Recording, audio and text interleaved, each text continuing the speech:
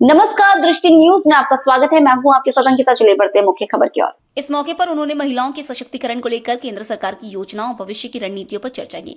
2028-29 के चुनावों में रहेगा 33% महिला आरक्षण। इस अवसर पर शिवराज सिंह चौहान ने कहा कि प्रधानमंत्री नरेंद्र मोदी के नेतृत्व में महिलाओं को 33% आरक्षण दिया गया है। उन्होंने घोषणा की कि 2028-29 के लोकसभा और विधानसभा चुनावों में 33% सीटें महिलाओं के लिए आरक्षित रहेंगी, जिससे अधिक संख्या में महिलाएं सांसद, विधायक और मंत्री बनेंगे। उन्होंने कहा, महिलाओं का सशक्तिकरण हर दिशा में हो रहा है, राजनीतिक, आर्थिक और सामाजिक रूप से। महिला सशक्तिकरण की बात करते हुए केंद्रीय मंत्री ने कहा कि देश में लखपति दीदी की संख्या तेजी से बढ़ रही है। उन्होंने कहा कि वर्तमान में 1.5 करोड़ महिलाएं लखपति दीदी बन चुकी हैं और मोदी सरकार के प्रयासों से जल्द ही यह संख्या 3 करोड़ तक पहुंच जाएगी। होली के पर्व को लेकर पूछे गए सवाल पर शिवराज सिंह चौहान ने कहा कि हर धर्म, जाति और समुदाय के लोग मिलकर होली मनाएं। उन्होंने कहा, हर व्यक्ति हर रंग में रंगे, यही भारत की सच्ची संस्कृति है। महिला दिवस के अवसर पर शिवराज सिंह चौहान ने महिलाओं के विकास और सशक्तिकरण को लेकर सरकार की प्रतिबद्धता दोहराई और कहा कि महिलाएं ही भारत को समृद्ध बनाएंगी। आज अंतर्राष्ट्रीय महिला दिवस पर मैं अपने देश की, प्रदेश की सभी बहनों को हार्दिक शुभकामनाएं देता हूं। यत्र नार्यस्तु पूज्यन्ते रमन्ते तत्र देवता।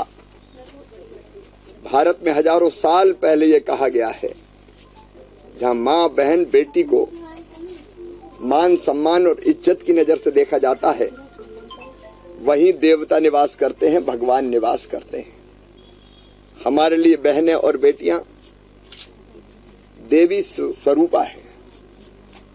और प्रधानमंत्री नरेंद्र मोदी जी का संकल्प है महिला सशक्तिकरण। हमारी बहनों का, बेटियों का आर्थिक सशक्तिकरण, राजनीतिक सशक्तिकरण, सामाजिक सशक्तिकरण और शैक्षणिक सशक्तिकरण,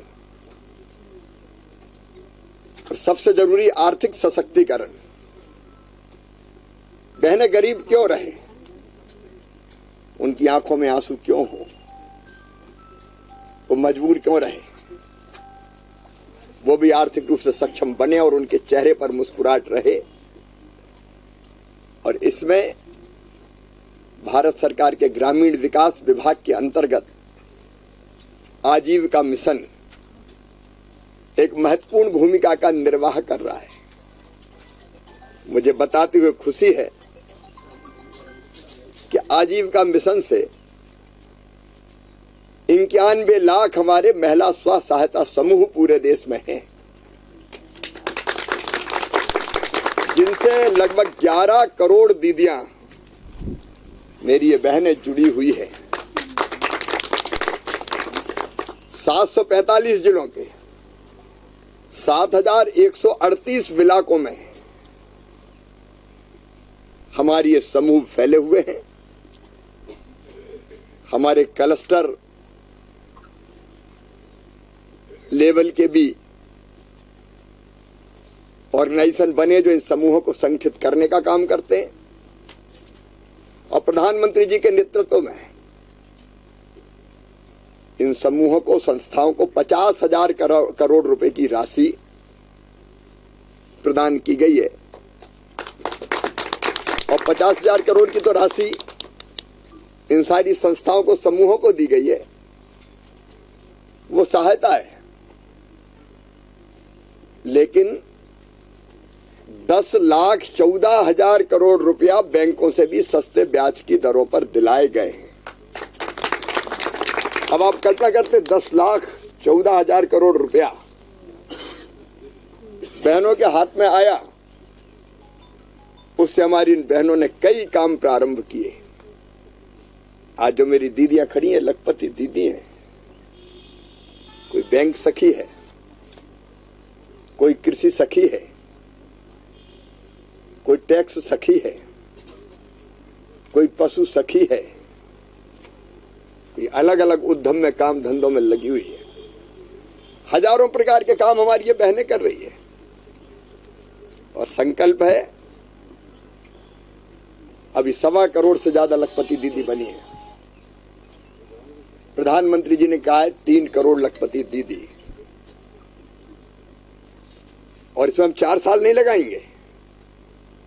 बहुत जल्दी ये लक्ष्य हासिल हम कर लेंगे कि 3 करोड़ दीदियां लखपति दीदी होंगी। लेकिन यहां रुकेंगे नहीं। हर बहन और हर बेटी को जब भी आजीविका मिशन के बाहर हम समूहों से जोड़ेंगे। मोदी है तो मुमकिन है, बहनें गरीब नहीं रहेगी, वो काम धंधा करेगी, आगे बढ़ेगी और भारत को, अपने गांव को आगे बढ़ाएगी। आज ये बहनें न केवल आर्थिक रूप से सशक्त हुई हैं, समाज में इनका मान सम्मान और इज्जत बढ़ी है, इनका सामाजिक सशक्तिकरण हुआ है। बेटी बचाओ बेटी पढ़ाओ जैसे अभियानों से शैक्षणिक सशक्तिकरण भी हो रहा है। अब प्रधानमंत्री जी को धन्यवाद। अब अगले लोकसभा विधानसभा के चुनाव में 33% सीटों पर ये बहनें ही लड़ेंगी चुनाव।